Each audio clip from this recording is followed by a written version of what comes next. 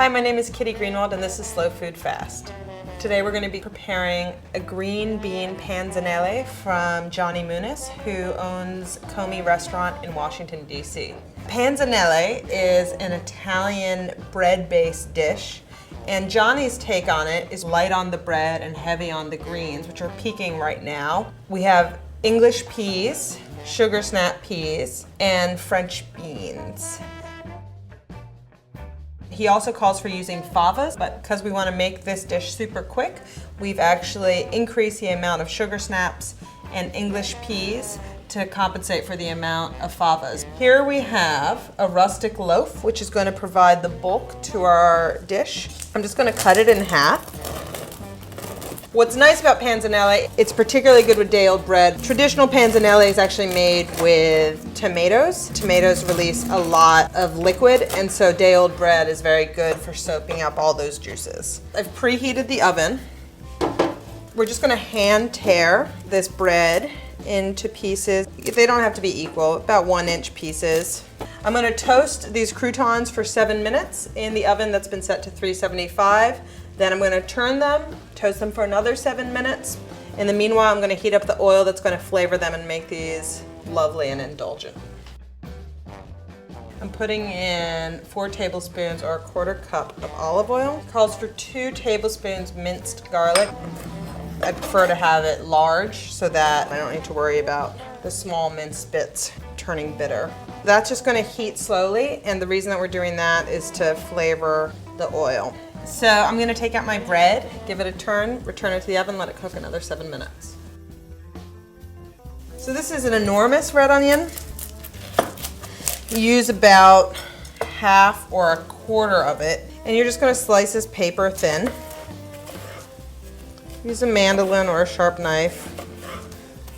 That looks about right. And I'm going to start blanching my beans. The water that's boiling, salt it. So it should taste like the ocean, essentially. I'm doing them in batches because there are different cooking times for each green. Once I put the beans in the boiling water, I'm going to take them out after a minute and then quickly shock it in the ice water bath so that you preserve the right amount of doneness. And I'm going to start with the peas. Let's put it in. It's about 1½ cups. I'm only really going to cook it for a minute.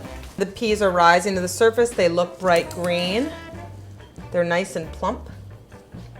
I'm putting them in the ice water bath.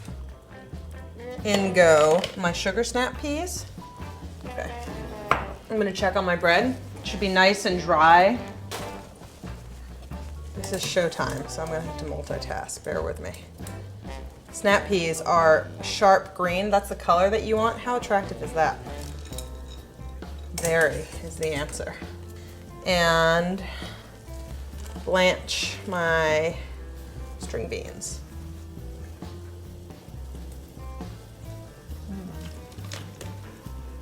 And we're cooking them all for about a minute or less, depending on their size. What you maintain is their texture, but you lose the raw element of their flavor, and you just sort of get their sweetness. So you're bringing out their character and removing their raw quality. So there's nothing really left to do except chop up my herbs and make the dressing. So I'm going to roughly chop. You can also hand tear.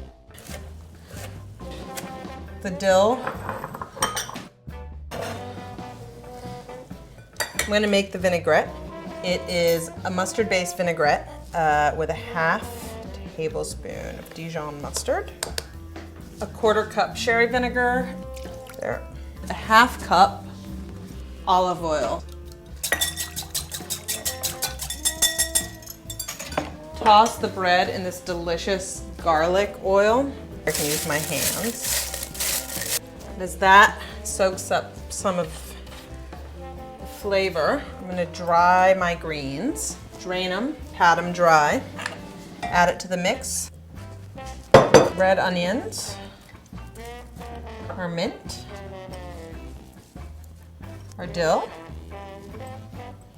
our beautiful greens. Let me just pick it up and pour it in. Toss it. Make sure it's evenly coated. Pour some of the dressing over. You want to sort of be careful with the amount that you add. You don't want to overpower everything that you've worked with. I'm going to taste and season for salt. It needs a bit of salt, but not much, because there is plenty of flavor. And that's it.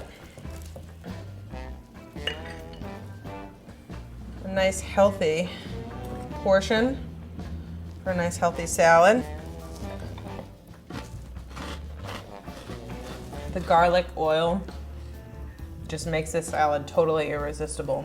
And it's nice to have a panzanella that isn't totally wet and soppy from tomato juices. And of course, it's always nice to have a bunch of greens accented with mint and dill. Thanks, Johnny, for another great recipe, and I hope you all get to make this salad at least once this summer, because I can promise you it's well worth it.